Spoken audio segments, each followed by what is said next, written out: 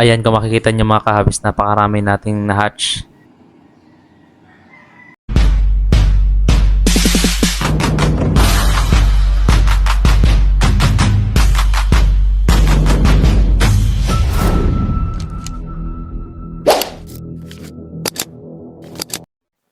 Magandang araw mga kahabis. For today's video, ituturo ko sa inyo kung paano ako nag-hatch ng mga BBS o ng BB brand shrimp na walang gamit na air pump.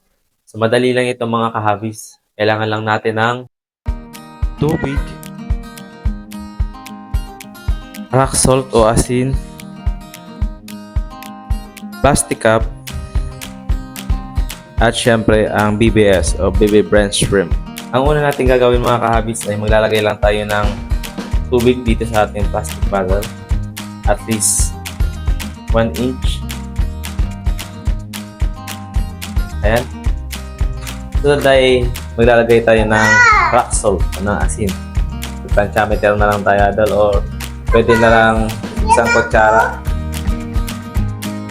Ayan. Haluin lang natin itong mga kahabis hanggang sa matunaw ang mga asin.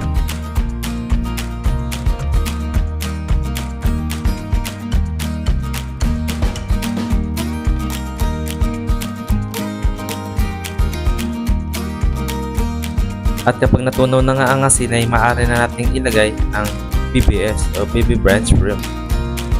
Maglagay lang tayo ng saktong dami mga kahabis, yung sakto lang para sa ating mga fry.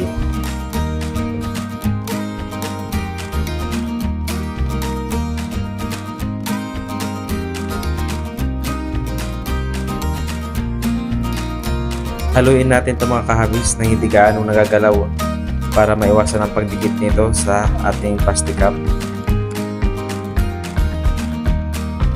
Pagkatapos mga kahabis ay ilagay natin ito sa lugar na hindi magagalaw o maiinitan. Mag-aantay lang tayo ng 24 hours mga kahabis bago tayo makapag first harvest dito sa ating BBS. Paglipas ng 24 oras mga kahabis, ito na yung ating ginawang BBS. Maaari na tayong makapag-harvest. Ako makikita nyo, napakarami ng na-hatch.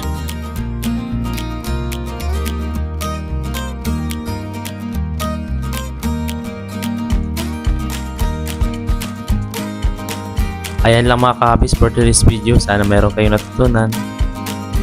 Happy fish keeping!